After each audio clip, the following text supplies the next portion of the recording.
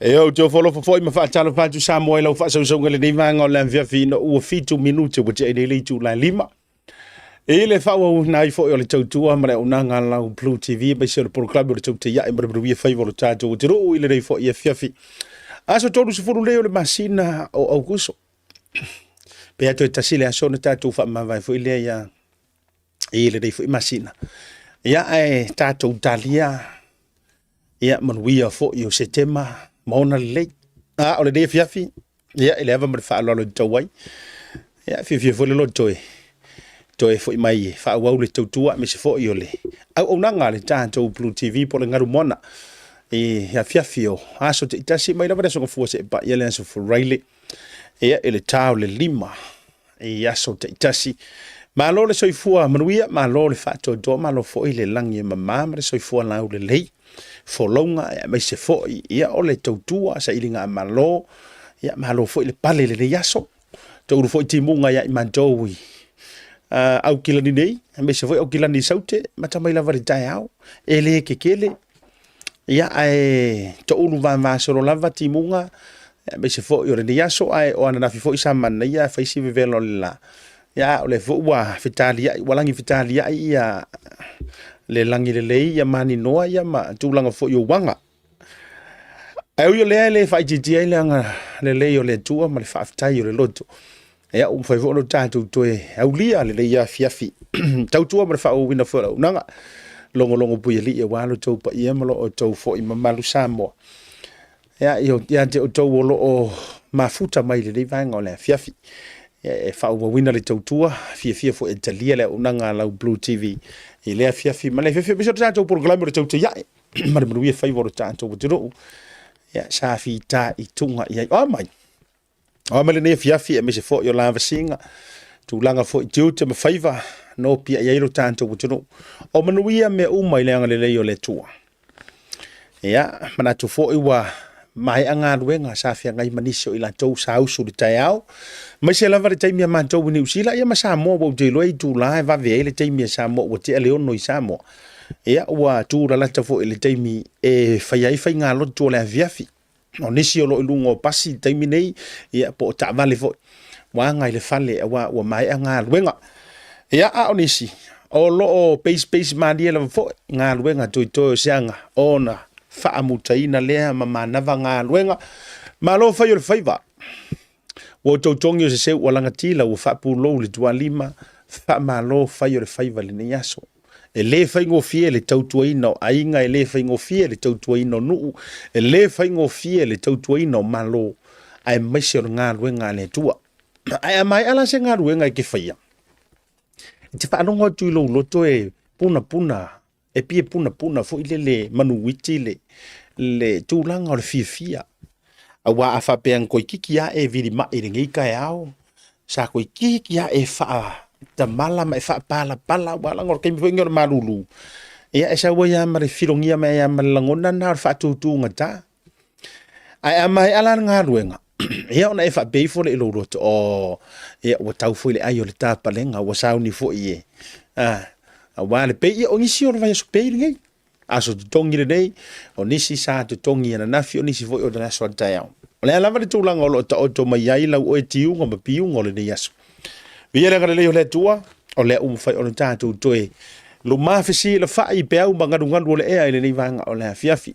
pa ia mamalu Samoa ia nunu whateni o tausala ia e le ngafa tau lima i so leo vai le anga o Samoa le atunu tofi o le au mamala mai le whasaungo au ma le atu wholasa ia pa ia wha le malo pa ia fo i wha le anga nu ia matua le tuu leo whai ngā rue ngā le tua mo la tau whaiva lo fi au o le fia fi wha talo whai a tau runga programe i la tau fo i whiriwhiria le ni au unanga ia so whai so mafuta mai ai o inisi e mafuta mai i whai ngā ruenga ma lo le folau ma lo le wha toa i le nei vaenga o le aso ia ia fia rava foi la ufa talo fa mala ufa afitai na i tua sina dengan te leo au fenga luenga le tua so se fata fai tulanga ia so se atunu o lo e mau mai ai le unanga ma lo le tutua ma lo fo ile tapua ma lo fai le faiva a fa pe o le te fo malanga mai ni usila nei o ele tamama tua po le tinama tua a fa pe o le te malanga mai le nei taimi ai fo mo taimi mo mua ia fa mole a inga mfanau faile lei ia tulanga i la e fo io na io tatou matua mai Samoa io faile lei o la to la e faile lei o la to totini ia walanga e monia o lo ati la vale malulu io o lo ati malulu te mire nei au fo ile fa da mala tatou ia awale tanga i toa i la e o na io tatou matua matua me se fo ini se malanga mai ton i Samoa atalo fatu se utama fa le nganga ia le mafuta mai mo rewa mo fa tua pastor waiter fanta mo fa tua melody me se fo no fan ia ma pa fo le kalesia victory power ministry le gata lea ia o fa afenga inga taulangi uma o lo o mafai ona mafuta mai le vanga le fiafi talo fatu fo i fioga mai yava io le mafuta mai nga ruenga ia gata fo le on se uso ia le fioga ia sava inaya wati sava inaya por dofa ia saula u le mafuta mai fo ia kere ro po America Samoa le mafuta mai la ka mabele ia gata lea o vina mai ava mikale ma to mafutanga va jalo fa mo folo fantu le vanga le fiafi tuntui ia me se fo o finau si o meli ma to fo mafutanga o to uma le mafuta le fiafi malo le soifo maua ma le langi e mama keni muripola o to ia o tele na fa so sani tungo proklame a talo fa tele uso ma le ainga ia o mai io le vanga o le fiafi malo le soifua mnuia ia fa tai fo i le mafuta mai le vanga le fiafi shelta to wa proklame me se fo i onisi o vainga fa mabuele nga fa malo nga fa tai tele le tanto Tasi Market ma lato o nga major sponsors ma to fo o ni ngalo o le aso to nei le fa ile se ile na je no manu mano ia i se wati fo ile le matai black ia le ngata fo ile le matai cold mai na ile o nanga ale Tasi Market le ngata fo ile le lato Tasi Pacifica cafe ia ai o folo fa fa talo fa tu le tele la va o Pacific 40 ma talo fa voucher me se foi ia o le tulanga i le Maota Samoa stations vai tele color shops i matafili ia manisi o tatou samaria ngare fa tai mo le lango suaina o le tatou porokalame i le afiafi ma le afiafi fatalo fatu to tele nisi io si ka ngo ke isi ia tanto tala o manga ia e fo ila mar vai nga ya fele tatou fa so se ka ngo ai ko player tulen wa le ma fai lava le sen ma yel to tele o le video nei or kiripile nei ia o lai lungo le credits for ile Samoa observer wa o la topi o la tole o nga le kiripile se temila utango e van tuilung le wa kele nga fifinga wa ye feeling i kai mia wale ma sepu se mea ile nei taimi o saunoanga ta o saunoanga e fai tangata ia wa fifuri sai fa ala au ma mafa le to tele e mala utango i play ya tu le video le ia ona tato wola ia se fai se tato fa so am tu langa fo o ia e se saunoanga sa fai ya le fioga se mai tai pa le mia pe ya kai miro le fa ala wi lo fo ile le road show tuai e le tu malo o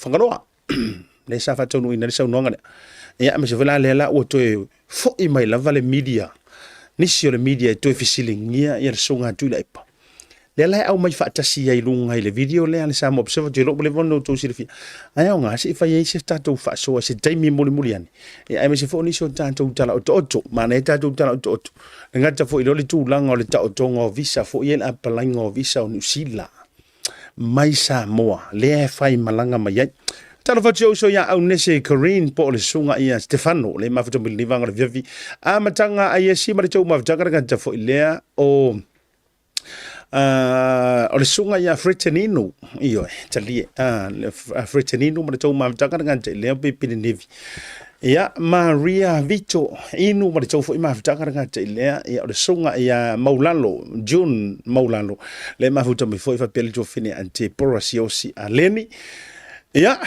ma o tau o mafuta mai le nei vanga o le fiafi ma se foru le tanto YouTube channel ma tu fo o le fo e available le tanto proclame e lunga o le tanto o nanga le YouTube channel Matthew Pito Vao, ya male mafutanga driva ngari via fi malori se fomu ya. Fataru fatu fo ise manjo vanga le mafuta mai nai mangili. Iyo fio ngari taulangi ya mafusuanga tagaloa laulu ete male tausi po le fifale tua.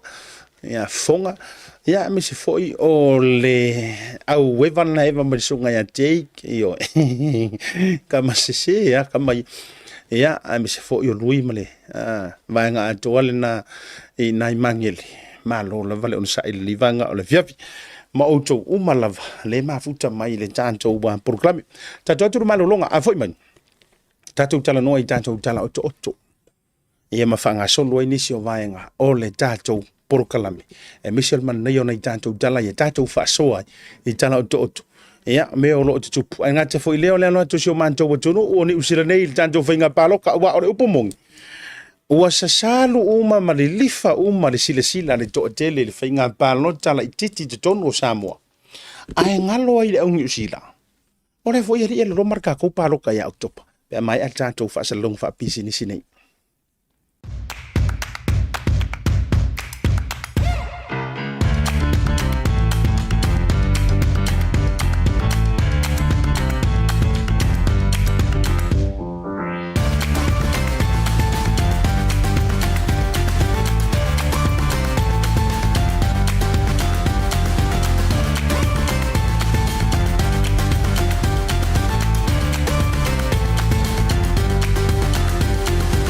Tasi Market.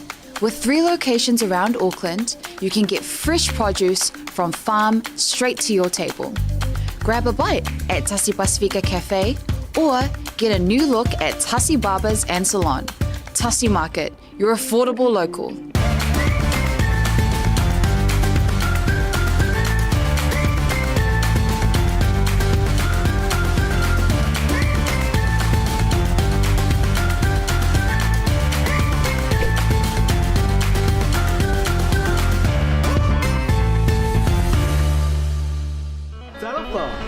Welcome to Maota Samoa Service Station.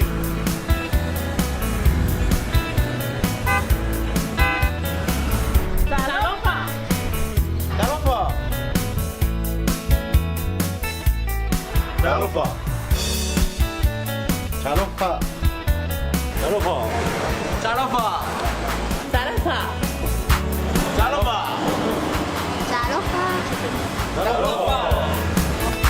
Talofa! Ua iai foi au nanga i lunga le Pacific 40 ma le maua app. Mo nai tatou ainga, o lo alala i atu lo mau.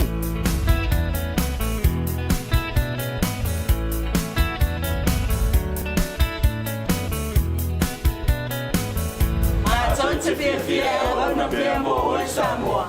Abetai la pia mai. We will see you again. God bless.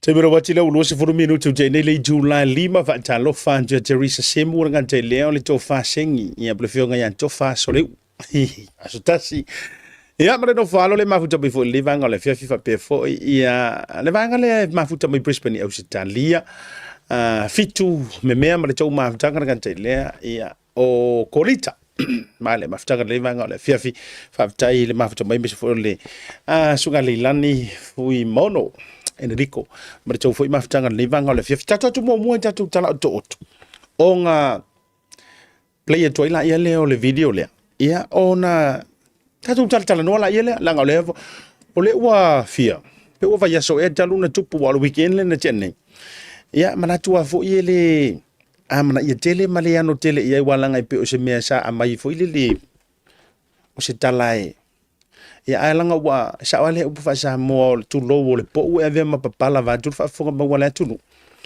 ona ua matua i lo ke har ko ke le ma fu anga sa o e ku wale e te to mo na ni so tatu tala toto ole tatu tala mo ole ua felau to i nei a sa uno nga le to tele o tai o fainga fai tono o te rone. Ia me se fo yor ko sa ulunga ka malo Winston Peters, me tu fo yor fionga va vasa mana ia. Winston Peters. Ia o se to ina i tu langa o me fa porkiki.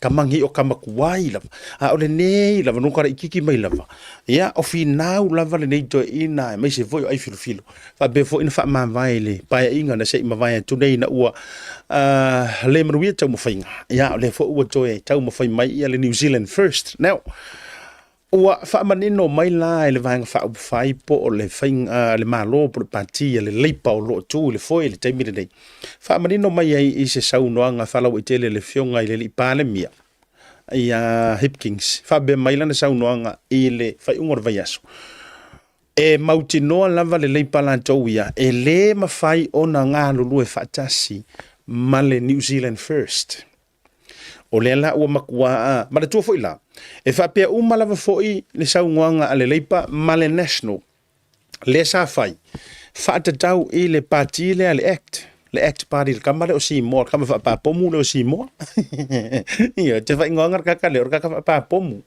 tama foi le nga sa wa kongi mele vevesi e ngaru le tutu ma pi ata mai o le foi la ua toi fa ilo mai le fainga pat e van fa fa le leipa po ila to lo tu le foi le taimile nei lo la to le nga lu e le mafengo la ko la nga lu e va lua ma le New Zealand first now se fa to la utala le ma le fa so le vainga le o ko mo mai foi la o i e mauti no ai ma o le ata fata ita ile nei o nge ya me o fainga fa porukiki ele ongi mea mauku ele oni mea ta mau ele oni tu la fono fu ile le me kai ma pelesia e ka mau la vai o le fa la ngo le li fa la tilo anga ile ma fu anga fo yo le swing o fa to fa la inga le ngo matua ya ale mai se fo yo mo uma matu fo i mai lai o ma fu anga la udala le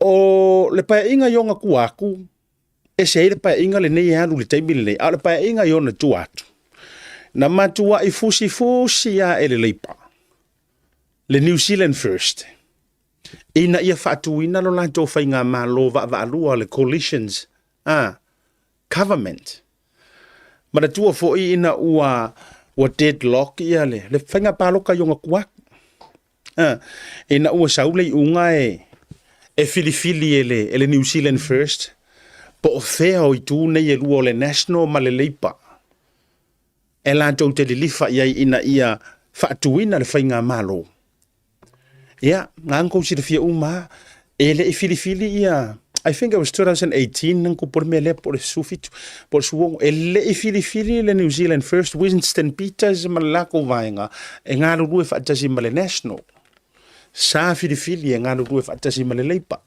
lena mafua ilo ona suia mai fainga malo fo ile lena tula i mai John Key ma fa solo mai la ina wo to e fo i mai ilo ia ma pale mia ile tama ita yo Jacinda Ardern mo le ulu ai taimi o nga koe whaia leo le whainga palota ia lena toe malo ia pa inga nge malo ia le leipa e le i mo o mia se isi paki la tau te whai pa anga whaatasi ina ia whaatuina le whainga malo o le winga lai leina whaila utala i le vaenga lea o le le vange ia nga whaawo ma ngā rurue whakasi o lea ua whaailoa mai anava ia mafuafua ngā lualu mamao ar whainga malo le leipa pe a whaapea e toe tūla i mai mamanuia. Ia ua makua o osia, o makua korosi pisi a New Zealand first.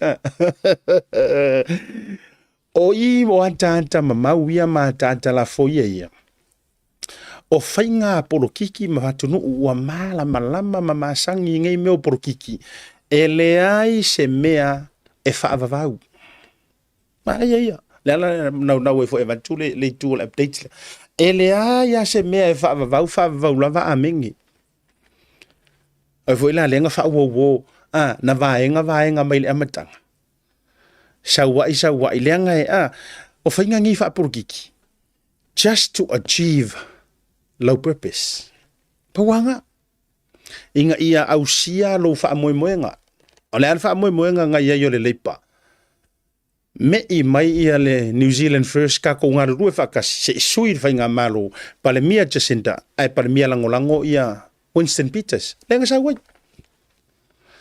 nga o ngā sau wa vai ku ngā malelei ia wa malo si wale ko ni dinga sko inga ya vai le ese ngofo le national le New Zealand first nga maua mai pa inga le lu taimile O le la ua whailoa manino mai nei e le leipa. Ele sunga le li pale mia. Ele ai e la tau te le ngā lulu e le isi a vangoa la kou ke ngā lulu e whakasi e. Male New Zealand first. Pe a whapea. E a ruaru sua kanga ora wakele koe kule mai. O le mela mata ina. Ina ua fisilingia e le TV News Hub. Ina ua fisilingia le whaatalitala noanga ma le fionga e wawasa mana ia Winston Peters. Po le ala so fina ngalo le mea ai a whapea fo e alu manuia mai ma maua ni no foa. Mo le New Zealand first. E mawhainga kou ngā lue whakasiba le national. O le mea le maali e. Ua fiur ke inge leanga whakara ngau te rona tau sira. Ua fiur si ke inge whaasara lau lea tu ile li ile fisiti. Yes or no? Ai kami mai kua sa whakao so ai loko whanga. Ka amiro mai ei ki a vea arua kua iare kari. Lei ma se tari yes or no? Hanga fo yo anga nei mo me whapurukiki. Ele ia se mea sau sa oilu mai whakavi o vi o solo mai ai autafa. Ua fiur ta mai ta ile fisili atu. A whapea e mangumalo, pe mangumalo, mai le national ai mo mia e mawhaiona tau ngā lue whatasi. Ua musu e whaile i o e walanga fo i lenga le ai mua. Ai o atala fo ia, ma fōringa wa ia. O mea nei tau porokiki. Ia. Na paule vaenga e se ela ta tilo i le tūlanga wa iai nei. Ua makua wha solo ansi o tātou watunu o ni usila. Ile matua tau ngā tātele o le soifuanga. Ai le ngata fo i lea. O le tūlanga o le tamau ainga o le tātou watunu. A whapea mai ngai se si ele whaasoa ele whiawhire nei ma whapea mai se whina ngalo se si ia. Ua kaunga ka mea me se fo sio tātou watunu i Samoa. O Samoa, ele whakusa ingara kaunga ka o Samoa ma ni usila o le pumoni. Ele tai fetoe na ele whaatusa ina o le taungata mai o Samoa. Whaatusa i New Zealand. Leanga o Samoa, ele aingi ka kou whale ko kongi mangi rent.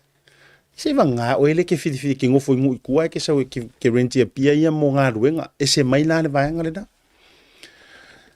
A ole soifuanga ia mantou nei New Zealand nei ma whaatusa i le tamau a inga ua iai. Ia ka ilo iai sofina ngalo. Ai pe ia ua mo mia se whai ngā malo. Mo mia whai ngā malo e whasosoangi inga ia kau ku ulalo le alu lunga o soifuanga le ua iai. E whai lau tala. Tala tuan nafi. Ai mo mai le matou tusi. Lau whaasongo ke rilo po e whaafonga mai o ele te mafuta mai ni usi. La e penga e mau whasa kusi whapea. Tala tuan nafi mo mai le matou tusi. Ai le matou agent. O le matou fale, le fale rent. Ua mana o mai nei ia le landlord e si ilunga i leisi. E si ilunga i leisi 50 tala. Le tūlanga o le matou rent wa iai. Ka umai a, masuinga o le soifuanga wa iai nei e me se foi o le new evaluations wa iai tūlanga o le rent rate ia matou. Si o matou pitonu i mangele. Whaila lau kala lea. O i lai te pine wha mauai. Li ai. Wa mo o miangi whai ngā malo. Wa mo o miangi si o mai tau tu i lano soi fuanga. Ia. Awa o lea fo i lea o ngā si whakula o kala lea. O nea ia mātou i Niusila. O lea fo i lea o ngā o le whamai. O lea maua mai pengi fiki i lea mea. Maua mai pengi fiki i lea mea. Maua mai visoso nginga. Ai o mai uma mea ngā. Koe kofu uma ri koko nginga o mea. Lea o ngā mea. O le soi fuanga ngei. O le manga o ngā sao au kangaka. A vai o yaingi mea extra mangisi mea. O mai koko fui kanga inga ia kausi ei a inga. Maua ingi ru manga i manguia. Ai a vai na ona tetele mai o nei folanga ma tetele. Mai ngei mau pengi fiki ma ngei mea alofa ma nei mau mea uma. Ai koe sau ha koe kofua i koko nginga o mea o i fea ma fea. Mai mau fuar kaimi. Nio. O le tūlanga la nai lena ta whaasoa ta i te tūlanga o le vaenga o le kele fo ia i lan tau ta te whaasoa ia i ma whaasoa mai lo lan tau whina ngalo mi sa palo ka mako ngi e sauni nei New Zealand. O le tele a ia. O le alonofa ia me o paki. Loyalty. O le loyalty o le siko o kele. A loyalty e lau paki. The name of the party. Ai o le fisiri kūkasi ia. o koe ki ngō mai ale i ngoa ngā i le mea sai ai. Mana ia i o nei vaenga no uwa vai e tur whaatara noanga mai le sunga Winston Peters manto o matual to ina le porokiki. Me lei fo. E oi. Mana tua fo i o le mafuanga o le paki i le New Zealand First. Mana tua fo i o le tamaloa. E le fia le maulea e ese palalangi, ese maoli, ese kanka Pacifica. Mana ia lea se i whaafonga fo le tō telo le tātou tunu walang o tātou. E ke lea inga kako maua ia kau muri fo i le o le lango paki fo i le pongsa, follow the leader. O le tele fo i le nao tātou ia lea tunu i whafo. E ke le ngō kako kau muri. Follow the leader. Oso le monge oso. Ai mana ia fo i. Lo tu mai toi tilo ma se e ke pange. Po hako ngulava anava mamanu lo ti. O lea vaenga whaupwhai, ma lea vaenga whaupwhai. O lea momia. O le kamala lea le New Zealand First. Ko inga lea o wasa mana ia Winston Peters. Vai whai le whaingoanga, New Zealand First. O le mauare to ina lea. E kukusa maa ka ngaka i kukongo rea kungu urnei. They are all New Zealanders. Ele kilo ka malofa pe mai eseng pokpoko nga palalangi, eseng pokpoko nga maoli, eseng pokpoko nga poringsia ka enga. Langa iailo na tari tonunga o I tonu lava e whanau mai iaile meta o le whailonga lanu. O ke le New Zealand First, ke vofa pesis. Ele le ane motor pau sirafia. Le ayo ke le New Zealand First. Ai o hao kaka whaasara lau. O ke aru si kaki uma mai manu lau tima e whai la uia ngā luenga e le ngā te tango si kaki le lei mo ta alu stari po o mei tua o kua paka kua o vaenga whauwhai. Ngō ka saulea kaki fisosoangi antu ma whaaso antu. Ia mai se aena I mātou fo I e le whako move mai Samoa re kuota ngai a inga I e le o masani tele le life I ngai. Nyoe. O le mangurau ki la si koi inga lea malona ma whauwhau. Mua kangi usila. Now, o ai kangi usila langa a tatu wo details le upulea. E kele nga ave se inga o lea enga. Le Pacifica. Famai o failonga lang no. O le winga o le saunga ko inga fa mua kangi usila. Tangata ua nofo mau ma avea ma tangata nu o New Zealand. We are all New Zealanders. Pea kau le lifa mai mauar ko inga le kala le aposkolo paulo fa ko ke le Lopez tangata lotu to ina le en pea kau le lifa mai lona manantu tala le apostolo fo ile leo fa mai ua le o toe tangata ese o tou mai wa mau ua tino e tasi pea e loko e fa pe ngale nganga o le mainga kakalo mele ia mana tu fo ina o le leipa ole leipa e whataua tangata whainga ruenga fo I low earners and incomes. Tangata ngā lulu e lau laborers. Wa ole maungu lau kia, ole pākia lea ngā form up mo ina ia sauwhanga le leo o tangata e maua lalo le tamau ainga ma tangata whapea. Tangata whainga lulu e fo I lele ngā ruenga fo I lele ki ngā inga. Aira ikiki kongi. Ia, ai mana tua. Ona o tātou lava fo I lo kākou ka o wha ainga ma wha maua laloina o tātou tangata. E hafu hai pei ona liu matangi vaenga I tūlanga whapea. Ai le fo inga e mauki ngoa. O le anga wala ngā sia ko inga ke o kou whapea po le anu winga o le me. O le tangata lale e le manga o e whait ko inga mea fo I le e ser poko ngā pai, e ser poko ngā la whai, e ser poko ngā ia. E na ona wha ta o toi wha pena. O lea la ua wha iloa mai e le leipa. E le lau ke le ngā lulue. Po o whea e kua maka oko I aile whai ngā whiriwhiri ngā New Zealand. Ea, ua korosi pisi le New Zealand First malatou. O lea la e tilo a ngā I le awala lono winga. E ono ta alo fantasia I le New Zealand First. Ea, ma le national fo. Mese fo alatou, o le national. They're all about the development and the economy. O le national, it's all about le ala fo ile halenga fa pe mai si I le fa Samoa nga fo ile le mentality fa Samoa fa mai e o le national ai mo ka mau mea Ya kairo yai ke ua ere o ke skaka porkiki au ka o skaka ke kango study mo u fai tau ia lan tau fo ia. Leanga o le tali tonunga fo i o le partia le national a manguia le akungu e manuia tangata anu. Whakaikainga. Au mai ele leipa. Kele o pengifiki fo ingai o mea alofa e AVI o le leipa pe a vatu le tele o seleni fo i e ma meo vaenga whapena. Ai a avantula whakaikainga wakuro leo le kele o le maukupe o le pengifiki o porofiki o a o malava me te ta o fundings va te inga fundings le malo a vaku tele ai whaatau tangata mo kele ka avali tele ta avali tangata lau tele wa tele fale wa tele me uma whabene ai a laiki ai atu maulava awala aku maua awala ele whaakekelea awala ele whaalau telea ele whaau umia longo winga e umaro kai mi fai ngaruenga e poroka i runga le awala mana tuale a whaatumuria e o mai la kamai e o mai mana mawhau ilele whaakekele awala inga ia iyo so they look at the wider broad for ilele the development o atunu atulanga whapena e ai sa artificialia le siko inga ai mai ngā awala mai ngā awala ni e whaingi mea ai avatu whapena i au tawhatafa wa o lelo loma ni tātou whai ngā whiriwhiringa po where panti e le rifa i ai ia o lisi vaenga lona lua au tātou iai le mata upulea ua te lele whisilingia mai e Samoa o le tūlanga wa ta oto i ai le tātou mālili e ngā whaare whai ngā wō mani usila e tusai o le tātou whai ngā pāanga e tauala hantu lea i le apalaina o awa noa o whemalanga inga. Now, tasila lea mata upu.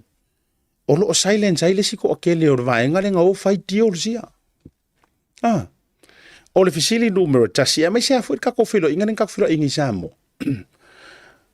O le hare se mafua, o le hare se pine mai o le ono se furu tausanga o le maftanga mani usila.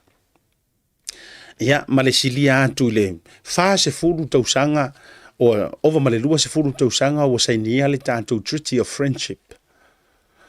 Ai o le ase whaafai ngō fio au mai e ni usila mō tātou e tauala atu le apalainga o tātou pepa malanga mai e tunu i whafo. O le ase fua whaatatau iai e le vaenga. Iyo, tasi le vaenga e mo mia e fo ili fina wina e le whainga malo o lo tūlai. Me se le leipa le nei taimi ia ai me se fo le tātou whainga malo o lo tūlai mo Samoa. Le ngā afua i fo i wha le mawhauwhau. Le awa fo ine i o tātou o ne o tātou whaatau ngā wale, ma whaale ango le anga o mea ia, e tāhua de soifuanga. O le mea leo le apalai o pepa online. I don't think e whetaui lea maenga mo tātou Samoa. Iyo. E le ngata o le apalai online o visa zie malanga mai ai. O le apalai online fo i o ngā o vaenga mo le kota. Fuange i mea, o le lea na whaifai a mo o moni a foi e vai fai ama o kilo o ia fai ngā maro le tula i mai ni usila ale leipa ese mai manisi o folanga sa te tau ona iai e vakula ukala and I have all the respect i fai pule ma sui fai pule o le leipa ma ila tau e lango ina le leipa however ele ka o fia i fua le manako e ki fa soa leanga o mei ke kilo yo meanga ngai kingo mai. O le winga o lau whamatalanga, sa sili aku ngā whai ngōwhie le apalai ngā mea mua le immigrations. Sa sili aku ngā whai ngōwhie. Ai mana tua o lea e aruaru ilu marka ko whai ngā wō, marka ko whai ngā uso, marka ko whawhinge, mo le arka ungorka ko whai ngā ainga mungi usina le whai nge. O lea sa vari iluma. So, the more and the longer o le tātou fellowshipi marka ko whai ngā wō, the easier it should get. E le aia ngi whaawonga i lano le lanangi e umiserua whaawonga ai haki denga whainga kāngi mea. E le aia ngi whainga wō i lano le lanangi e umiserua whainga wō ai haki denga whainga kāma. Ma whainga kāmea umar whainga wō. E te tau ona wha māsangia ma wha whiololo, ma wha aititia, ona owa matua, Ma soifua se mafutanga. Ai ku so lenga ave ngire ko viki lenga ke a ku ngei. Ma le lockdown. Ma la wa uma e ai. E pe ia fa ko a ko e fanga wanga nga firka ko mafukanga New Zealand. Pe ia ko fanga wanga fi. Aya e fua nei fa ma fau ile anava le leipa. E kele ai nga dilifa Pacifica. Paua fo ilea ole fainga malo, ole la tau te whaatawaina, le matanga ruenga e tau le matanga ruenga o atu motu al Pacifica. Ala vesirila. O nga kasir fukia male umele. O nga tasi. Le nga a fai olea. Waka kau whainga fai se fua nga ile tātou maftanga ma Samoa. Ia o whengi mea nga whaafai ngofie mai mua sama whainga aru le ofisa, whainga aru le ofisa ma. Ia. Koe kiki au ka wha tua na o le tutu fua la ofisa i Samoa. A lea wa whai online mea matūlanga wha pena. Ia a le ala foi la le ala wa whai whaafenga kaka ko. Ia o le meo le tangata mai Asia le na maua atu nei saurungo le televise a New Zealand. Ola le ngai inkia le nga sao mai ngei mo meo pepe whainga ruenga se ai le whainga ruenga. Ya le tau fiofi ma kau fiofi la. Ta si o vaenga wa tau fo ina silai i la tou nei e tā momoe. Ma fia ka momoe a vea ongi fai pule. I to tonu o New Zealand. Tā tou ia Samoa. This is my challenge. Ola ulu ile leu ke vakua. Peke momoe le national, peke momoe le leipa. Peke momo ele green, peke momo ele blue, o le red, o lava, o ele la esa ui ke momo ele bano ka New Zealand. O sa o le purpose. O sa o le purpose ngala eru ke momo e. Be ngala eru fo ke momo e nga ia e ngi wali. Kana fa tola utala. And it's about time fa yenka ko kala ni mele. E fa tola utala le. O isi ka ngaka ye ka momo e mai. Si fa tola utala. O isi ka ngaka yo wo va ye ngai o pipi isoro mai ko waka I peo poji I pui o lau papa o meo o manga ala matulanga uma. O hani e tō mea o whai mor community. O la ofisiri lea. O hani e tō mea o whai mor community. A o le asau mea na whai mor tātou community. Ia ke ia leu ka vai aku ia alule Samoa whai mesi suafa makua ka ua ma leo ngaonga tā ua tamari anga ma. Iyo, o kangi suafa ia laure ta ua ni suafa langa pele mama o mea sina ainga mafio. Ai pawangar me whaieris. Nga eva eli lau oe aulo eli nga oe aia maloro manga imanguia e ke le fiaru ngi mea lango ngi wha moe e ka lesia e ke le fiaru ngi mea e ke le fiaru a ka umengi su nga kupe ngai e ka lesia mai Samoa e ke le fia sau iai a o mai malanga mai Samoa ngu mafio anga ke le fiaru iai fai po siva ia e ke le fia au iai ai nga onga plenty manera yo lima wailo wa mau ku eli lau aulo e oso mai lo le luma e oso mai lo lu mai o kui sala fai po o tui upolu po o tui tonga fa koi fo ale la usa ungi ke momo e mole ta waya me yo wale fa kula kala le e ma fu no o fayantu mo fa so antu wa Banga koi kiki ale ise mea community e tātou, e misia tātou o kilangi. Mana tuafo, ka kou o kilangi, o self o kilangi, is the central, or the center, of all the Pacifica ile mele. O the second best language le kau kala inga i au kilangi, i self o kilangi, o le ngana fa Samoa, mo mo English, so o lo ngana fa Samoa. Le nanton. Lubinga la na lena ta fayet. E avakura mako faukuanga ia. Ma ava pe fo le ke sa ungi le palo ka ma oi fo inei tele a fia sa moia lango. O le tatu te no fo e tunu ifaf. Ava pe o ele te fa fonga mai o ngake mo ele palo ka ma tulanga sa ui me fire community. O mai me fire communities, o mai lango, o mai malanga Samoa, o mai su nga kupe ka ko kai kofiku. O mai malanga nai tangata mai Samoa, o mai ai, tako ia ai. Ai le o le lafi, mongofo e musu e whaile o la tautua. ai ao ono e me manga orona ia sa we alu e ku e luma malo e sa ngi alu o le ala mau e ke alu e ave pare mengi o le ala mau e ke alu e ave o pare mengi tu lo fa fonga na tu e te le ma faianga e alu ave me e mau ke la ngonga inga lenga fo e ke dei kau ke dei fa yumu fa kas fin taya na ilo me e tau le umu vantu fa fonga na tu pe fa pe te le ia le fa ngole umu a fa pe nga o lo sa wa fu ele umu e te le mala i me inga fai leu. Fautuanga le leile mo tantou le la o le whainga mbano tale wa wheri tantou. Mi se ka kou ngi au te roa. Ia, ole fautuanga le nae mi se fu ole whaasoa ma le tantou update. Ia, le iei walanga ole tele i okanga. La kau amai ai fu ima le mele tupu i Samoa. La u vahenga muri le ka kokuro ile manolonga. Fu ima i tatou o i Samoa. Ai ole vaenga muli a leu te vatua. Aware ko soa mai fua meia tutupu mai sio tanto wa tunu isamo. Aware ko soa mai fua ingei venga bano ka New Zealand. Ioi. Ole meia sa ia mua ia sa e lango ngua we. A ole mea i ole sau i lumo ole au lango makarakala leu sa we ngir kemi.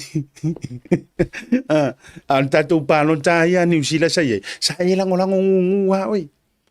Ioi, sale i felau toa ia i foi. A ore la kau au nga pepesi mai ngi usila. Le fa mai le furule le maua mai Samoa foi le wa va ya inga. Ore la o mai ngi. La pala i fu le si a inga le pa. Le vai mai waru le si kanga ka le national. La fa le tonu i fu lo ma fau o le ke national. Pe vai mai wo si tanga tailango lango le pa. E kaki.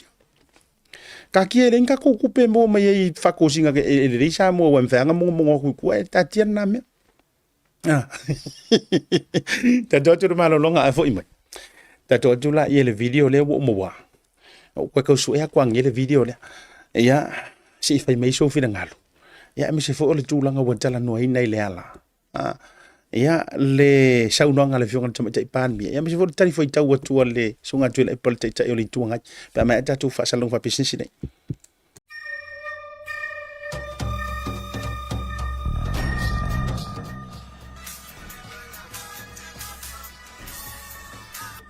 Hello. Happy birthday, Yus! Siri. Yeah, happy birthday di mo kwa makiva. Se me ngala mo vine kwai. Amo yo kolos fanga mo vakulo talo fakancho celebrate los fanga yo tamisina. Sorry, e fia po. Ah, seri. Anga me kasi los fanga o si be fie. Uso, fan yung kokong yung member fufu. Yeah, okay, so ifo. Pauso. Thanks, sis. Send love to the family. Okay, bro. I love you. Love you. Maroso. Oh, talo ko welcome to Tamisina. Maro. Be mo. Talo van Batcha.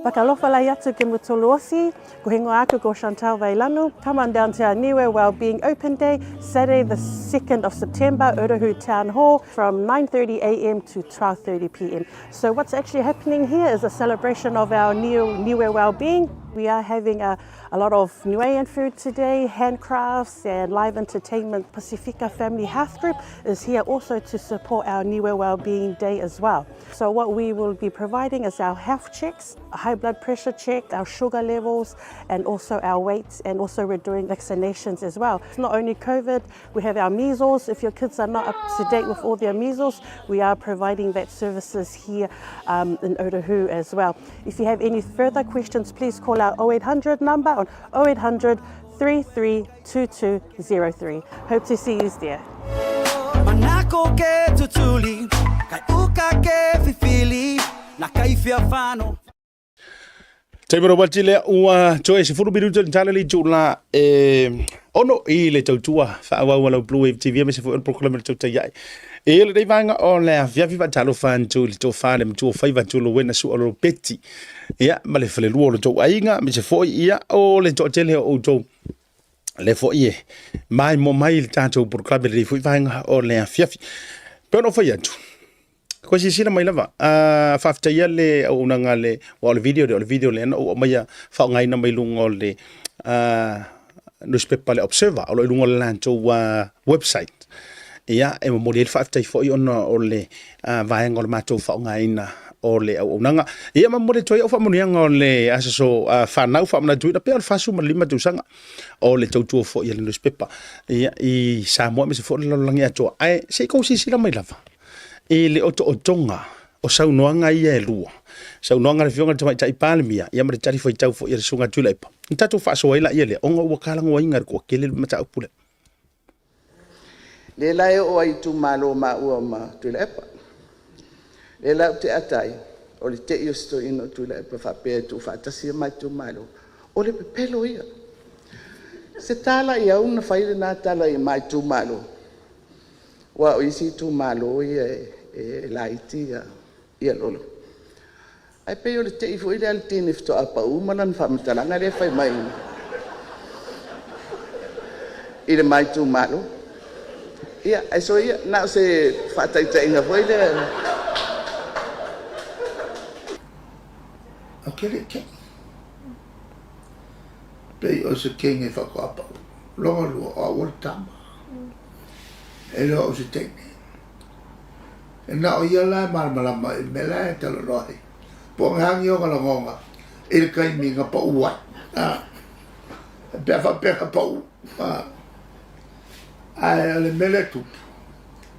She is being referred to as a virgin. Al capo. Ora le marmalama po. Ole a kongul tulanga le kala ngoma ia. Por karango mai as a virgin. Por karango mai as a rejected virgin.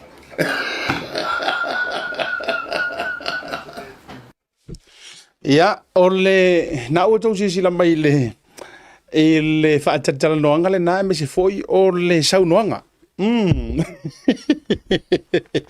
Atalo vantu le sunga ya lino ma le fika fitness lea e mafuta mai ai foi i le mola manu kaula kama se vai hunga pele o ingukia inga ia na wadi ia masingi. Si tatu toi ona ia. Leo, e peino fai du sa o matamata le whaala wilo le sa o matamata le road show. Ia ono ni o tonga fo i ona i tala matulanga sa iei vea sona tenei. Ele ia rukele loka mawhau ina o sau noa le fionga le tamai tai palemia. Ele ia rukele male i ano anoa. Ai keso le upu mana ia le na e whao ngā le ngana. Ele i ano anoa tele le whainga o le sau noanga. It was plainly as a joke. Ele leo ia. Aka kukara ngoa ngei meo jokes. Se whaatula utala lea. A tatu tala noa nei mene o tala sua. E mana tua i lo uloto. Le awa o ngā le fionga i leo tulo le tui antua tama ainga tupota msese efi. Nga yelanga sa ungoanga o avea o ia ma suyao o soifua le nofo. E ne vai tau botea. Sa yailana sa unoanga whapea. O le matua o lou soifua, e whaingo fie ai, ona manino lausua le whai. E whaingo fie ai, ona manino le winga o lausua. Onga ngā mafua le mea lea, mana tofo. Ina ua tā pā mawhisiringia le fionga le tui atua. E nā ona pua o vea o ia ma taitai o le tua ngai le SNDP. E kele inga whaisa unwanga la fionga, tulou fo le sofa tu ia tua, o tupua, ia tupuola efi. Kei mira ngā o tu la ilto ina lon tupuola. E kele inga ia whaia sa unwanga fo ie. E kele inga attack mai ele whai ngā malo i ngā onga pōma whapea mai tono le mota. Tulou lau, se pe ua le mawhau e sa unwanga, ia. Te lona le oto e avela u whaafonga. E mai se hatu asin sina. Whainka kering maramala mai o ele whukao la ngafi. Whaintate re fo ina maramala mai o ele e te sau e te aru alua alo mawhau i mea. Ia. Leanga o upuia sa o whaalongolonga o lai titi. O ke kikia le ngila o le. O ke kilikia le ngila o le la. Au se e vatula o valivalinga o le mele on tatu toi fo ila ia i upuia na whaonga ina mai le ngana. O au ke ki ele ngila o le lua fasi maa la au se o ko inga. E fa sa o le, se fa alongolongo ai kai mo le fongo nga. Le la lene fa tula utala. O upu nga e fa o ngai ko kongo le pale menge e kama makua. Tulou. O le kiale. Ioi. Ele sa unoanga na a tupola efi. Tulou a fo. La to e vatula utala le fa pe tate. O se si mo li mau mo fo le to tele. O lai fa ia kule fongo fekala o lai ateka ko ia sko inga o fa ilangi to tori. Ya tu dunga ko inga pe haru kulo vo ngale haru fa fo pengalo e simoko pengalo fa le ka ua va ku e fo i mai lava. E o ya kala ka maseia e o ya ko inga upunga. O le winga la tatala. O le matua o lo soifua. Ma le anoa o lo tautua. E saua ya po le are ko inga sua e ke fai mai ya. Se e teike kangaka i le kulanga mamalu ma le tūlanga fo i le o le tina, o le tama, o matua ai le tuu. E le eise singa ke angoa ia se whentua la utala whafonga mai le malo le anturu. Tato umale yei matua tausir kai mingai. Kako umale yei makua kausir kai mingai. E wafiangi TikTok o au mai runga. Ke loele i mafauinga ile au pu TikTok se saunga se ko asero makua le fai enga au ke ia le oso mai male upusa. Ke le oso mai ora upu wa ke ira ma nga ka ngofika pu e mai ka ngai lo makua ngai ko inga ngai la ko ila to o te o ke ai i fa ngau ma ke ia wa sa oi maranga ngana fo ile o ke e mar pu e video fo mai o le ngana fa tanga matua.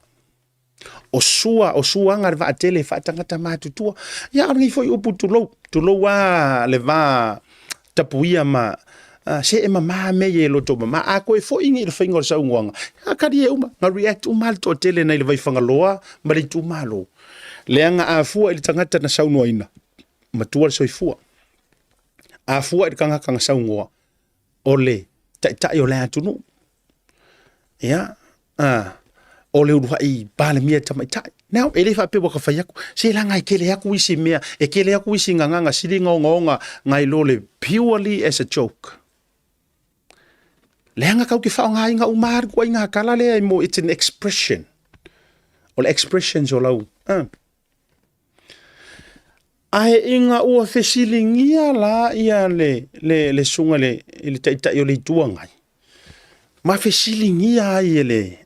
E nisi o ilantou o media vo ie ma ilantou la ufasala la urtiu ke la ufasala la uia e ya me ke fie vo me kwa e le fie ai no officially ngia la ma na tu foi la ia na ngor ko ingo o tuila epa ya or kaiming he or kaimio o le a le ma ai kau iai e finga nga fa porkiki o le a le ma ai kau iai de kanga ka porkiki a meser ko inga e awa ko ar kaiming o le la officially ngia ia tea no officially fo ia nele vel proclame ina tama tu asina sina no vili ai mo reach out ye so la to finanga ele ia ma sesina au ese mana tu langa le se mo meu palo ele upo fa ia man to se tu paitea mo meu pupulu a valomua yanga no meu pupulu a valomua ko kele le mar la marwingo na up io ai le ufa sa mo se mo pupulu a valomua e mo mea palo a ko inga malo mahatutua e tau wha matala mai ai,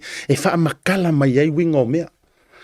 A inga ofisiri ngia la, ia te aula ia. Kusanga a maile mata upu, o le mata upu fo ilele e talie ai. Ia ai wha o ngā loa i e le tangatalanga o le ai, wha o ngā loa, wha o ngā sao ai. Iwa whela o le vange ngaringa vange merko inga. Vange merko inga ka alor kingu. Iyo vange maya ko inga kango sawa kango kingo matua itia ia le anofale kia ia ko le angofale ngala inga faile tala o le expression lea o le fatana te o le fakanga ke e peinga ke le isi la fia le maka upu lea wakala ngoinga e ala ile tu fatasia o le pamaro to fanga o le nga o le aunga nga ua ku ula maa. Ai ua maa ia au e pe o le tala ia tui matui. Ioi. On kuar kalanga. Ua tuu maa, ai ua maa ia au. Ua ku ure keinge o maa ngau e sue. Ai ua waku sue mai maa o le au. E winga ngalo na tala. Ua tuu la le ano fale moni male ngangana. O i male anganga. Pai aile upu. Ia a le ua li liu loa e a vea o se mea waleanga. O la unga take, o la ufo nga sa ili ilinga. Ma o la ua nga manongi fo ilinga. O sa ili mai ai. Ia. Ikua a ma kukua o kere iso nga sa. O reach out and I'm not gonna name ya u. E ina e o ngai ta mafa le nga tua a sina sina malo no manu malo. Leanga ngo kango su e umama yai tu e luo ankor fingor sa nganga lea. Se e mama me ye roko mama e fa penga. Ia te ula ia. Ai ona ua tau mawhai fo ile au whaasara lau. Kasi lea mea waka wa ayer kai miringi. Shea mai a jau e lesi tangata irka kangango shea mai a jau. Ia se whaasara lau ngā fo ile le a. Ia o kai kai a. E tau te sisira fo. Kere kai kai ingo o fia fia e. E kusi fua lo lima i whale whaasara lau mea uma. No. Leango ki ro fo ora fo e le ase whaiva e. Iyo e ato toa. Ai ele kai meo ke kilo e mo ma ofa ingisi ka nga kai la ko fesili e fai. Paua leo le meo ke ofo ai. O ke ofo a o ilesi ka nga ka whaasara lau. Ma langa fesili e fai. O lesi ka nga ka. So le e fesili sa o a e fesili fo ile le ia vevesi ai. Ia e la le mea no te tau whaanoa noa ai. O whangongoa, wha mai fesili a lesi adi. Kiri ka ua kuangi ingoa. E wha mai fesili a lesi adi lesi tangata whaasara lau wha mai. Kuso la ua le fesili sa o nga ia ia antuila epa. A le ua kango sa o a ia ka ua kule mea lai longa loko. Nga ke fia wha leo inga i kamai ka ipane mia. That's my take. Wha mai langa sa ungoanga. La ua whaia nga ia antuila epa. Ia o le ala so finga ngalo wai ia wakala ngua iro ingi mea opa ukulowa tulo le ngangana. Ia tulo fo ilea mata upu le me. A leo fesili le ngai kanga ka whaasara lau ma fesili wha mai. Mai o le ala so finga ngalo ia wake loa nga o ia e ongoi loa le. Ka o kai. Aone me piko ilea ngai e sau mai le nguku ora kama. E sau mai le ngutu o le tamatane le whaafesili le. Ai nga ke fesili ngi ai se o avea matai tai o le i oi maka. Pe e ke le fia iai. Please have some respect. Ioi. Nako pe ke le fia iai. Ai, e iai fo ile me o le vaka puia. E iai le leina. E ile leinga kolosi. E ile leinga kolosi e ke kolosi lo e pe. E iai le leinga e ke kolosi loa. Fesiringia. Po le arko inga kamakangi iei oi. Ka ua ia. Ke ewa ka wiro ma vau le mea. Ailanga no utango e taka tantan leo te omo mau lenga ngo sen mai tua le video le na e jau. Like I said, ke if you're mentioning it's not worth mentioning it i lungo lo show. E ngor fa fa sala lau man tanga ta e pena no ofa en tu fa pe. Ai fa mai le fisili pe aka fo ilele. Pe aka fa mai. Ia te loa lana le fisili mai fa pe o lo fionga wa te i pe o le ya mra pala. Ia te loa ayo ia lai and something around that. Really? Yeah. Eu ai roka ngu ka ke kau meia. Na no te tau vari atu fa pea. Lenga a ngoa le tangata ma le loa o nava. Mai mau kai mi. Ke lon mea la yongo fia lenga no ule nei. Se vea ko hala ukala.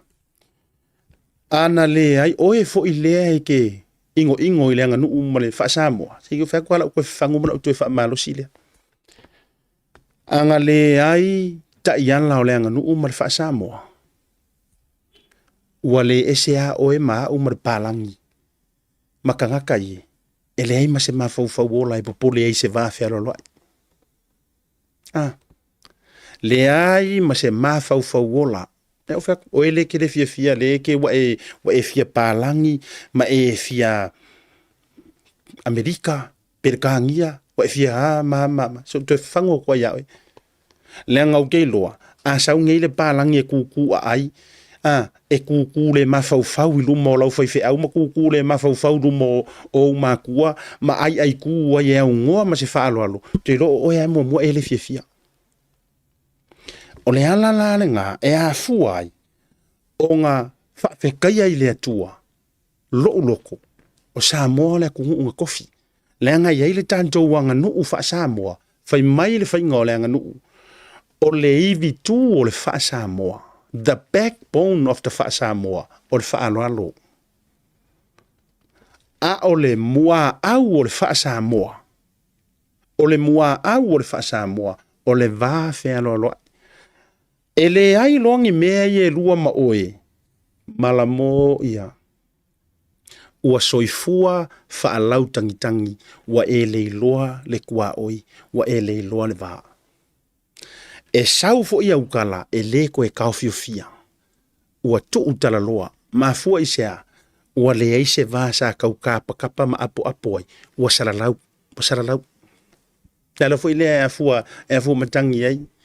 O le nau ta inga fo ile na e a fuaionga unga uha ue so soangi le le ka o inga fa Samoa ai e fafangu matu lalo o le melanga o ka vai ku ye wa sawa i lo ma tu inga wa tilo fia ma tala no ina i fua le tamali anga ma mea e le ka kau o ngau i ingi kalangoa ia le wa ku le pa malo ko fanga o le afuanga kongu nga o le fafsiri o le afuanga tonu le na o le tala noanga le o mo ko akakia ai o mai lo loke le mele ka kaungara ngo ia what a shame eoi o la kala le te fai atu o le afo iso ulo ngona o ele umanga e fai nga ko inga fa avesidi e do ngofu fale e pa ua fo i leo le mea le ka penga i se fatula tala e pa ua leo le mea lea o le ala toto lea inu ai le sitangata tu lou fa fonga le tunu o le malo si anga le nei nga o le ka penga lava e fa vevesi pa ua lea nga o le ka penga lava e fa vevesi pe ale ingi maka upu fa bea wale mana ia se por kalame Kerenga pe ale ini mata upu fa pe o le hengi por kala me fa ya. Ai santia I lava ma santia I lava. Le tamari ang alo winga lana le na fa tula utana le talo fa le fionga tamai tai pale mia.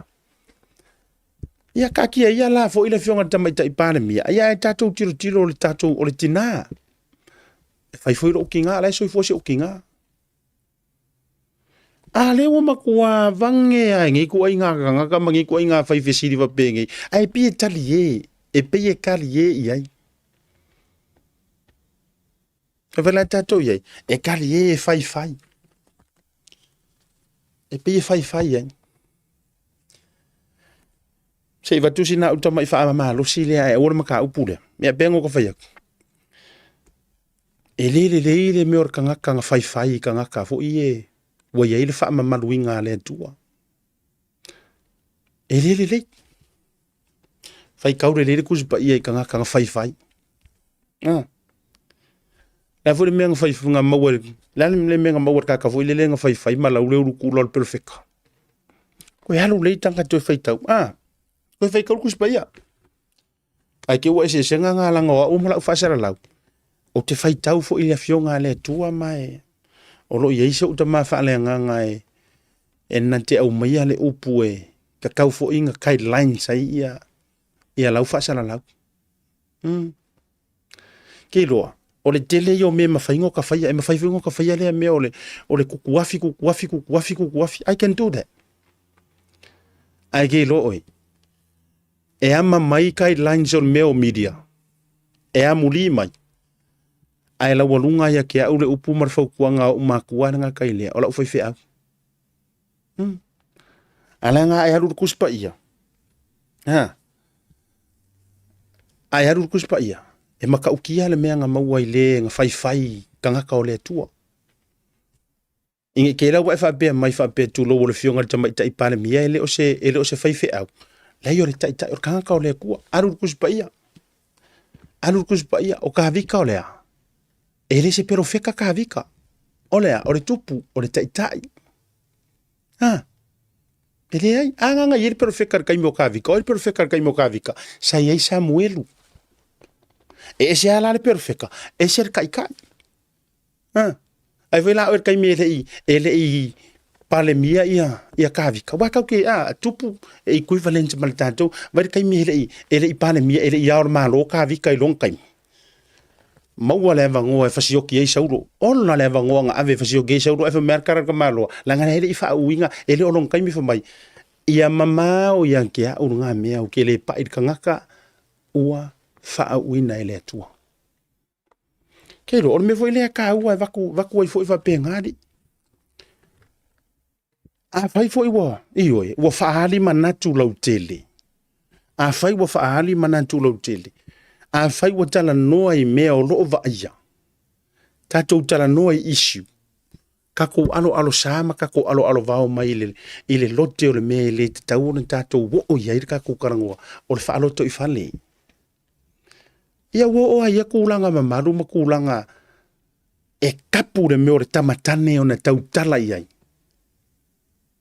e kapu le kamakange o nga fai sua makala sua e ke kala sua ingi ku lau alunga o lau puipuinga i lau whenga inga lau whasoanga le u karangoa e te tala sua ai e ke fia lau i le ala ma e fai le ala ma e whapea antu i oe po koe mamalu pele mamalu po ni teine muli po ni teine e ke fia e ke kaukala i le ala ma e whatasina i le ala lau whenga inga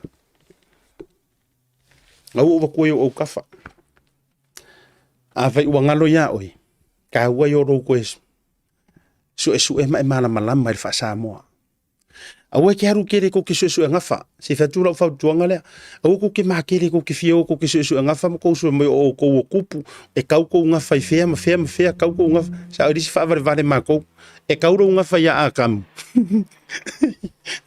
e kau la lo ngafa ia akam wai pa wale o le mea le tau te whaia ta atia le mea le o le tau su e ngafa ma le tau fia ni wali su e mua lo va fea lo loai su e mua le va tapuia su e mua pe iai kapu masao le va fea lo loai su e mua mea ngā iyo le anga e tātou te le maa laia i ni ngafa ai ke maa laia le va kapuia ya ke le ngā mea e rau vatua iyo ele fa pe a kauro nga fa kulou le fio kama ainga kuloua ele fa pe a kauro nga fa mali ko nga sa fa nga mai le mala ele fa pe a kauro nga fa ku ya anga nga immune mai le o i mala fa ala ku uma mala fa mo kwa le ai iyo tuloua le nga kau ke kupu uma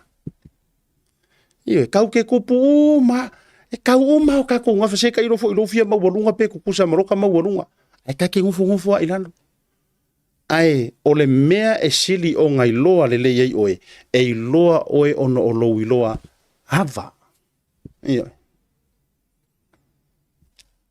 e loa oe ono o lo i loa hava mane o ke le kuloa a utala noa nei tau toto o ke le kau koko le fionga le sa fa piko ia fia me ai a utala noa i le ngafa le anga o kenge sa valasi oi valasi ko finge o pa i makau i le kau kala ko asiaka o te le tau toto i antu i la epa ai a fai o ke kalangoa i le ngafa ia o le usunga nga ko pa i ngausu la finge o lua i ngoia kau fana makangi fai i le ngafa ai ko i fai ko anga o ngafa o le asiaka i sak paikia ia wa vai lai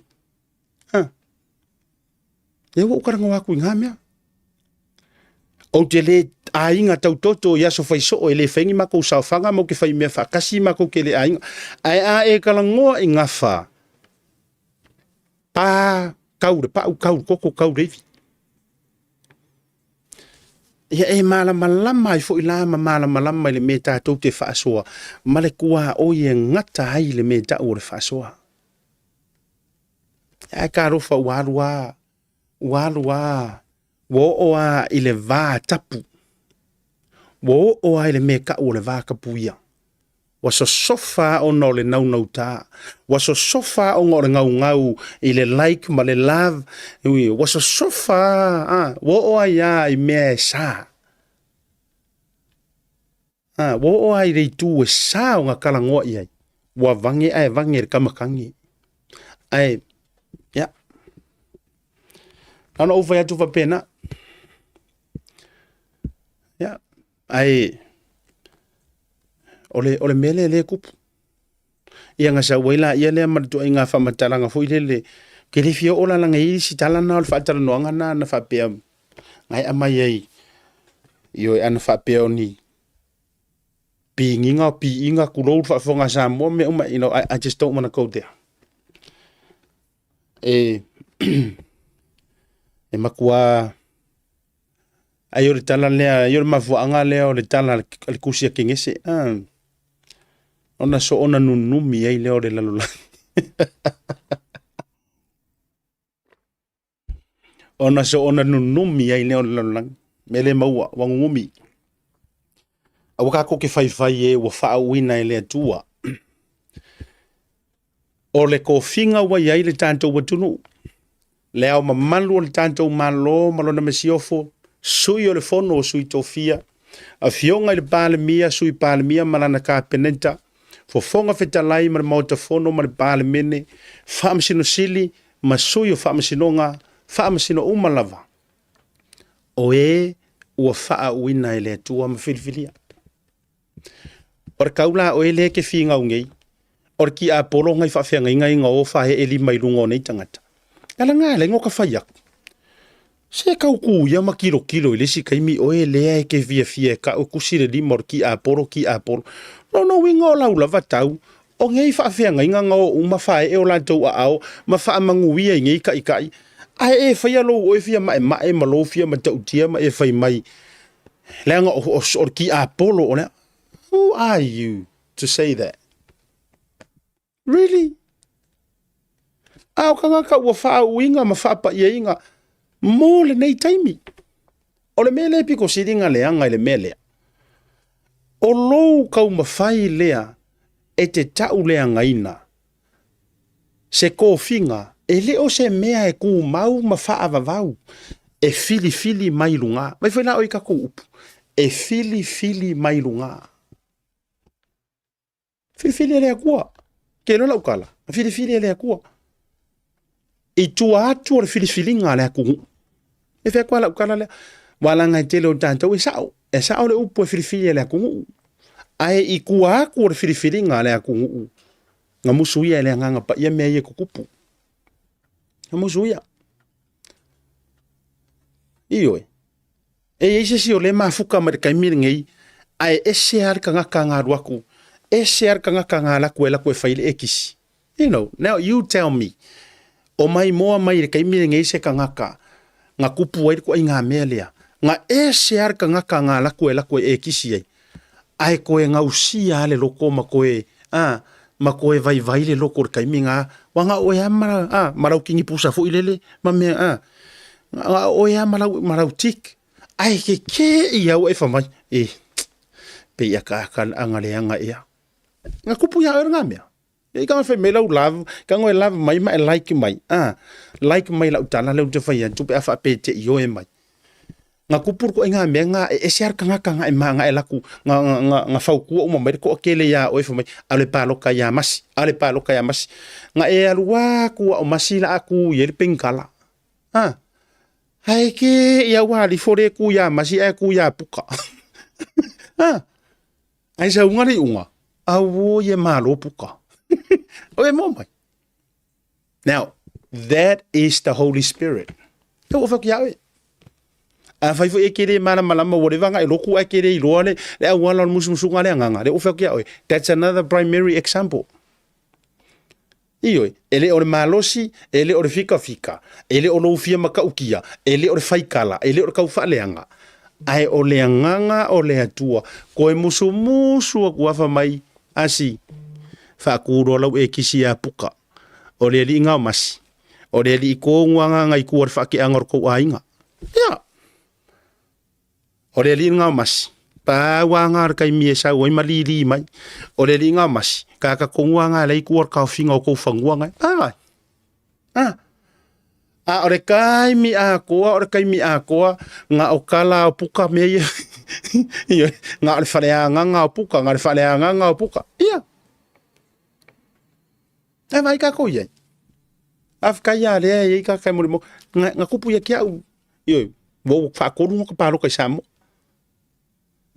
sia e ko e lo fia e ko e malo sia le nga o le tua ma fa vai inga pe am faila o ka fu le fa ku inga ma ka mu fai e ku singa ka mai pana no pe singa kasi se ko nge mo le nga pa ia ai la kula o ya o ele ko inga ma fa le o le papa o ma ku i papa ro mo uru ele ko e sa fia e fiu le nga pa ia fa mai sa o tu ma tu beita sa e te puni lo fai te to ai nga o nga misi ya e poro ke ki misi ma fa manguianga ke iangi fo mai nga le me ha le nga fai ko isa ka kau ang ka ko palo ka ya anga o wilo ya e fa mai markala sa o tu ma tu ai fa nga ka ua tumulo ma fau i papa o papa o papa ro mo auru le me fai kulo le me fai nga ko karia se me so ai le fa mai ina la fa so ta tu le fa ta no nga male sunga ya yoane fa tu valu ya ma se tanto wa reporti mai na le Kalesia Universal church wa fo ya la tu so ninga manisio ole vai nga le na le fa ma fa nefia e ma fainga ko faikio ele ka ofia lo faitio la nga yeta to vanga fa ofai uma ko fa ka ko ma vanga fa ofai yante tato alo sa mai le ta alo ile tino ka ko alo sa mai le loke o mea ele te tau ona lote e ma fua ona ta e le ipu sa fa pele le tina ma le tama mai ka usanga kele o ngor faia ku ai awol loke ai loke fua la lea na ona o toe tanta longo ma se fau ya mi se foi tanto ia le fa sala la io le kala ngoa le issues ya issues io la te fa tu la utala langa na utala noa le no ofisiring ia le fionga ya vui le so na fa langa fa pe misis au le ile ke le nga fa yanga kala e ke le nga fa biang kala le ma fau no I have never for once fa sa ukala le ma fau tu ele iai masa ukara le mafokango ko so e mai sa por kalame penga yai sa utana le mafofo se kasiang o fa winga tu le pa besides the issues o ke fa asoa iai and one of the issues was ole mea lea ole tope lau leanga ole mau lea sa avaku le kausanga waki angei ma oima ma le taimi foi le fa mole au le pasi inga pilingi leanga ile fa akarango inga ma malu lo kero le kungu io ore ma tau nu isa tau wale sinu nga makua ke e le ka dia inga mianga ai na fa tope lau lava ma pasi so that's an issue lela wo ko sa ngei ko ya inga ma to e faila na sa unoanga ma fa pe antu fa ka inga le ya le fanga ma le pa o ya lo to fanga ma le pa e awar ko pe la ua mea langa o fainga o me o kula fongo bla e mo o mia le take time ole mea nga fa ia. Now, that's not me faleanga fuar ko inga. Tulo, that's an issue. E se la lo fa so ai mea nga. E se lo woso lo kere kulo. Pa umalle pa u kulo wa fa fonga ko. Sole, ele se issue mea nga. O fa vale nga kele. Ioi. Te uto pe mai misel to tele le fa pe mai. Ya ole ya no. Ele ai lava for once. Mo fa yaku amen tu lo even se upunga o ye saulo nguku le esa ele ia se tala fa tu fa pena la fa por kalame o ke le ene sa fo lo ngutu no fa ya upulenga o yo kuila e pakulo ele mfa ngo ka fa ya langa ile ngi o fa maungyanga ka ko whakarikari pe mei o kika ma mei au mai malo. E le mwhai lana o ta whai atua, ai ma whai ngā o whai aku. Ai le o e a fo i lea leanga e sai ma e whai mai, le ai wha pasi ro kula fongo, bla bla bla, a le whai laua e toi te e mele. E le o e fo i lena e sau noa mai, i le whai ngā sa o le pasenge lea ngai ki ngā, le sifuru pasenge, as long as langa le I have the videos of all that. Ele mo mia fuar koe fa poponga o sesi ya ma sesi kama ko ngu mela ngei i le ar pasenge walu ka ko wera ale uma foi ole olea. That's an issue. Ka ke fa soa la ile issue. Ai le fa soa fuar ka ko fa le ngai fuar ka mali anga. Wera pe fa se fa ipoiponga pe fa se ko olua o ai afea. Walanga langa mai ngi mea. Ta jotu malolonga. Lava le fa suar ngi vanga le fifi fa malulu fo ile fa forma wala tru a fa fo te tele se tala se ro ka fa ngo ioi e ka ki fa ngo ai se me o se tamatane ai le lo le va mata mai tai ioi e se fo io le fa lo ava e ka wama mai pe fa pe la fa ya kinga ya e io le ta tu malolonga a fo i mai ya on tanto wa o tule le tanto wa faatara no ngale male sui o le Universal Church i nei maruka so nga yoani fatu valu a kongo yai va nga ta u fo le ministry si va ngale e fa ka wa fo mo ngi so ilanto le ai fa yele me o le ku le afi o le fayo o porokala me vevesi e karie ya tonu ya nga I fo nga le Universal Church but se fo una nga pe mai ta tu fa salong fa business ni. Pakalofa lai atu ke Mutolosi, ko hingo aku ko Chantal Vailanu. Come on down to our Niue Wellbeing Open Day, Saturday the 2nd of September, Urahu Town Hall, from 9:30 a.m. to 12:30 p.m. So what's actually happening here is a celebration of our Niue Wellbeing. We are having a lot of Niuean food today, handcrafts and live entertainment. Pacifica Family Health Group is here also to support our Niue Wellbeing Day as well. So what we will be providing is our health checks, a high blood pressure check, our sugar levels, and also our weights, and also we're doing vaccinations as well. It's not only COVID, we have our measles. If your kids are not up to date with all their measles, we are providing that services here in Urahu as well. If you have any further questions, please call our 0800 number on 0800 332203. Hope to see you there. Manako ke tutuli, kai uka ke fifili, na kaifia fano.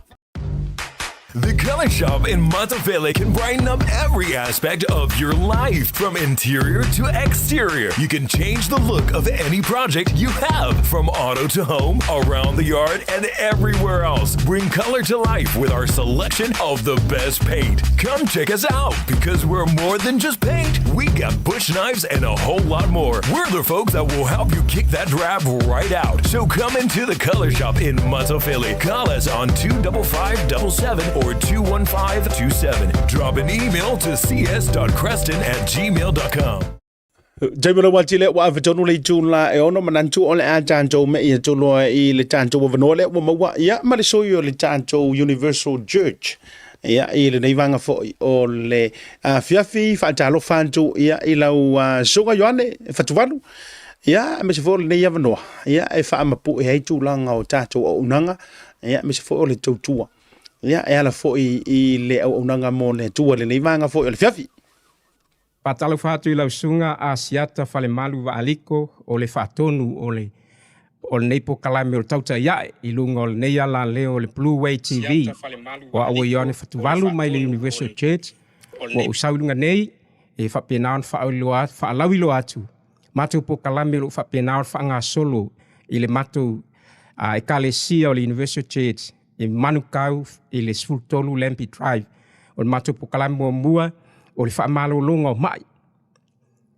Ia ai se mai o le whapenau e mauai, ia o le whapenau na wanoa sate I tasi sfulu taiau lona lua o ni mea whainga tā o whea ngai maoi. O nalawa se mea o whainga tā ia te oi tūlanga o lo soi fua maloloina, o mea tautupe, o se inga ia po me tupu I tono ainga o lo fa pena fu ona matu fa soloa po kalame le ina ia fa pena na mau so soani mo o malonto ia tala ino fa to po ala o poloka I tono lo soifua ina I fa pena na o atu malilingi mai fa mrianga le tu e tonu e lunga ia te oi o le taimilane nei ia o le a e fa fofonga sta tinonga o stasi fo isa fa pena ona awai mai le kalesia ia matali ia le tua I sona manaonga.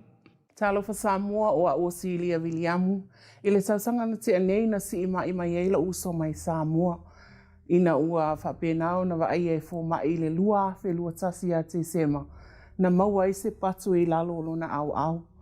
Na fa mauni e fo mai wa afia o ie le kane so le susu se itulou. O na fa penale o na fa anga yoi ma fua ina uma tonga fitinga ali I matama I tai fo mai. Ai lea lava tausanga le lua afe lua se fulmatasi sa fa pena o na wala awina ai o si ona to lua I le malanga na maliuma le oti. Sa mata wa aia le mafatia o na mafaufau. Sa moni mawina fo I lana whanaua le o tutusa le mafaufau ai maisa le afianga wa iai o ia I le ka nesa o le susu. O na whapena lea o na alua luai o na tau mawhai tonga fitinga fo mai ai pita iane. Sa fa ato pe tope ma sa fa pena ona wala uine fo ma I te tau ona ta oto I lona susu. Sa ma ia te ia le fefe, sa le mautonu fo I lona mawhau. Ai peita iane e te tau ona whaatino ina fuafuanga uma fo ma I sa fa pe ona tu ina atu ia te ia. Ona ta oto lea o lona susu masali e se ina ai, ona ua whaisi te lea o le patu sa maua I lalo ono na au. Ona whaatino ina lea o le ave e se ina o le ka nesa le wa afia ai, ma le tala fo mai, o le afa apeo na afia ai foi, ma le isi ona susu. Ona iai leo se fuafuanga le whanau ona e tele e whainga tā, ma e tongi te tele e le maua fo I Samoa, mea e whaatino ina ai lona wha moe. Ona o au la I nei I New Zealand, e o lo o iai to tono o le UCKG to tono o le ekalesia, ua pea ma le tolu tausanga o whapena ona o iai. Ona o sau lea I aso lua o aso taitasi uma, o vai aso taitasi e iai la o tatalo filifili sa whapena ona whaatino ina. E masani ona o sau le fitu I le tae au, o taimi o te sau I le tatalo filifili I le aso lua. I le aso lua lea, e iai le loto le fitu o le sefulu, o le tolu whaapea fo I le fitu I le afiafi. Ina ua o tala noa I Samoa I siana tama, na o whai ai le whaatino ina o mea aua le popole, o loo soifua le ali e fesoa soani, maanga le lei isi o tautina. O na whapena lea o na o sau, o na o tala noa I siana tama I le asonga fua, I le pō. O uso mai le tae au I le fitu I le aso lua I lau tatalo filifili. Ai au mai e le whaife au, o loo whaanga solo, la mātou Brad Jane, po le tatalo filifili, e whao ngā I le solo, e tuuina I se meolo tino o whapena o na ti ngā. O na o saule ai a mata le sauninga ai au mai e le whaife au. E au mai le whasipepa e te tūsia ai lalo, o ani mana onga o ia te oe, o ani mai o lou a inga o oe, e mawhai ona e tūsia I lalo le nei pepa. Le mana onga lea na otu ina I lalo se uso I Samoa, ona o lo ua mawhatia, ma o lo iei se awa noe tamawhai, e au mai I nei New Zealand, ina ia whapena ona fesoa soani I lona mai. Ona otu si ai leo le pepa tu ina I tutonu o le ato, ona susule ma le susunga le I le whaifi au malona tu lato te tatalo iei lungo nei pepa. Ona ave lea, a I le afi ina ua o I le whale ma outo e tala noa I Samoa. Ai whapena ona tala noa mai ai le ana tama loo nis, whapea mai ai o lea ua maua mai le tala, ua le a whapena ona tutongi e Samoa le malo Samoa e sponsor ina mea uma e au mai ai nei se uso e whapena ona whai e ona tonga fitinga. Na tau nuu mai le I nei e tau nuu mai le vave au le asasa. E sau mai Samoa e toso mai lungo le World Year. Ai na sau fo ina sau ana o ia le isi na au mai wala o tala le na o faisi ana whanau. Au mai e sau na o na ia o inae a mata ilo na wha amalolonga. Toso mai le vave au e tau nuu mai fafo pe ua tea le atale wha. na mātou wo mai lea ua tau nuu le whale whaila mātou te talo. Whaafetai le atua ina uma whai ona tau nuu mai I nei ma le manuia. I le vawe au afa le ono o walu whangwhang whatu tāo. Tāo I le lotu, tā te o I le lotu, le fitu I le tai au. Ona mao mai lea, ona a mata I lea I ina, ona whaatino ina o tai au I aso, I tai au umo aso lua. Ma te o mai e whaile ma te talo whiriwhiri. Ai o le mea mali e o appointment e umale fo mai, e au mai, e telo ana appointment e whai I le aso lua, a o le afa le iwa I le tai au, e ma te usu mai I le lotu I le tai au, le fitu, ona umale o le lotu, ona maa o le whai ana siaki. E siaki le fo mai nei ma le tala le fo mai whawhitai, o lea ua mawhai ona maua lea manoa e sawa I nei, whaatino lona CT scan, whaatino fuafuanga umale fo mai I nei, e le ai se appointment na maa misi ai. Ma te usu mai e whaila na whaatino lana tatalo whiriwhiri tai au na maa o ai lea, e whai uma fuafuanga le fo mai. Ai o ina mātou mai tau ai le wha maoni o le atua, e moni lava, e le whiriwhiri tangata le atua, ai whiriwhiri le whaatua tua o le tangata. Nā alu wai tolu māsina na sauai, nā ale tolu a māsina na sauai, e le ise appointment na misi na maoi umai ana appointment, ma o mai I le lotu wha, no over ai, le te le o le swinga, ai maise ai lona mawhau. O te whaamalosi ai lona, a whai e le mawhai e le tangata, e mawhai na whai e le atua, whaatino e le atua. Ina ua uma fuafuanga uma, whaatinonga le whale mai, whaatinonga I te tonu I o ino iloa I le pāleni, ma le alofa o le atua na whaatino I lo uso I le vāvenga na whai e le atua I ha te ia. Na o whaamalosi ma o whai ei, a whai na au mai o e le atua mai Samoa I lunga le wheelchair, a whai o lewa e sa vali mai te tonu o le whale o le atua, e te toi foi Samoa e mālolo e whaatino mea uma e le alofa o le atua wa na e fefe ai pe taiane o e tanu mai o ka peia ua outo e mālosi o le ise mea o fia lona loto.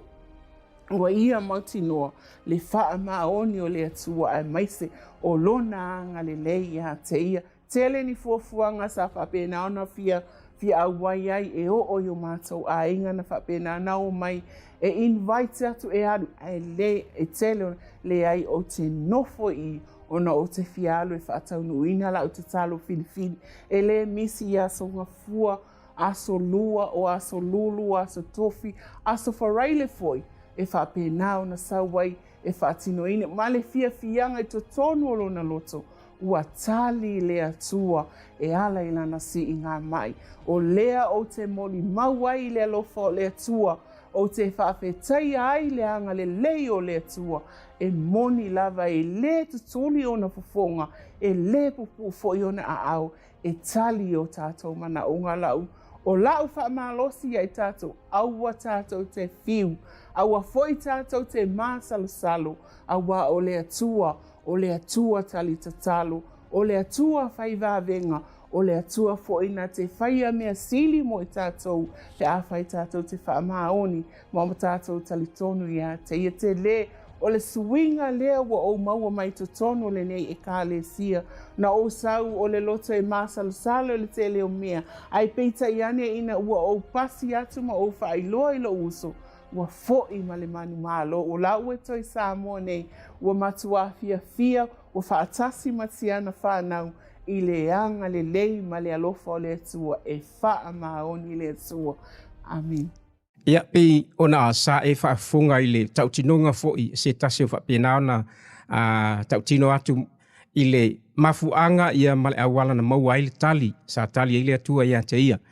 Olo o whapena I le tala tuspa ia, olo o whapena o na whetalai le fionga le atua ia e lia. Malana whainga taulanga ma peo wheta pa ala. Ina ua tatalo e lia I le atua, ina ia whapena o na tali mai e ala I le afi na fio mai le langi. O ina na tali I le atua le whainga taulanga e lia mai loa ai, o le atua moni to tas. O lo whapena o au nei e le nu o Israel. O taimila nei o whapena o whalatalata atu i le mātou po kalami po mātou event o le awhaia o le ingone le Crusade of Faith o le All Answer Event. O le awhatanuina le po kalame i le aso mua o topa i le 5 i le fiafi i le whale o le Dewdrop Event Center. O le whale sa whaingo mua o le Vodafone. O i o le awhapena o na whaatinoina nei sauninga. Ma o i foi o te tonu mlo loto atoto. O le atali ele atua i se mana onga po se mea o whapena o na mafatia i se mea wa levana e su e aina se tali. O te iloa o le awhapena o na tali le atua pe a e su mai. Ma e thio mai nei sauninga. E ta tala so se tasi po whelawe de kalesia. So awane ngaro ya te oi. O le asafo i lea o le awhapena o na whaauru whale mai ai le whaatusa o le atula au le atua. Le whea ngainga le atua malona nu. O le a esila sila. Ma maua i fu le avanua i te pai ai. I le whaatusa o le atula au le atua. Ina i whapena o na whaamanuia i ai le atua i a te oi. O ni ngalo ia te oi su mai tatu mafuta i le aso. O se aso le a winga ese o se aso fu i le a whapena. O na e mauai se ola fou. Ia ma se amatang fou i lo soifua.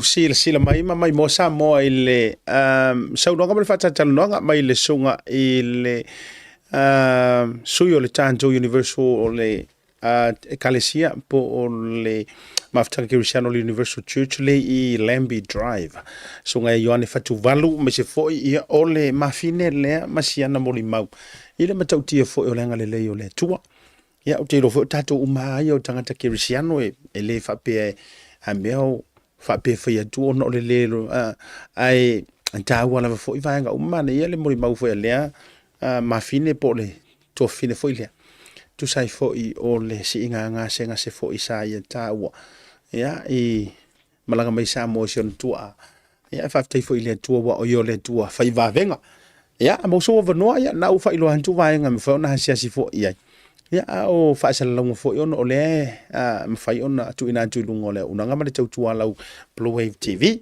ia mo ila tu fo ono o mai mo mai ia mfai ona fai faisal longa ia i nei le mato unanga ia i tu langa i fo ta tu fa to lo alu be se fo yo ni so fa to mo le Santama ia so tai mai wa le faisal lo wino ni si o vaenga pe fo ila na yil fa tan longa na se mi va tu dei tu lungo program le vanga le fiafi fa mangalo se leo fa mangalo se ngana o se tala fo i wapa o papa le tauta mali ia i lau fa fonga mo sa mo o le tunu tofi ia e pe ia na tau fa ia tu se tala i amatanga o porkalame o sa mo le tunu u mamala o le ao e mamala o le tunu tofi e le ia se so nga fi fa ngota e sa ngole pe fi fa mali ia sa mo io le anga le fo i se vave na te puru mafuaina sa mo o le tunu tofia fa vai le tua le me fo ile ia e tara noa fo ia male fa etete e me se fo ia o le tulanga o ia ile anga ta oto a sa mo ia o se alo ai fo la se ngana wa le longo le lei ma le longo tamali il fa fo ia na tie fatu ala vai fo i mai fo ile onanga o le momonga fa lupe o le no mati ia ina ia mafai ona amo fa tasi mo triso fa tasi ia le tato fo ia venga fa tasi mo fo le loto fa fe manga lo mi se fo io le mala malama o le va tu puia mo le va fe lo mo le va fe ngai ta urunga proclame de vanga le fiafi tato toe fa au le son taia o le taimi masani e ta o le lima ia mai lo nei tangata santa fremalu fa tele la va bom pa anga mai sia tato proclame de vanga le fiafi e mi se lo tapo inga mo Samoa fra ile son taia soifua mai manuia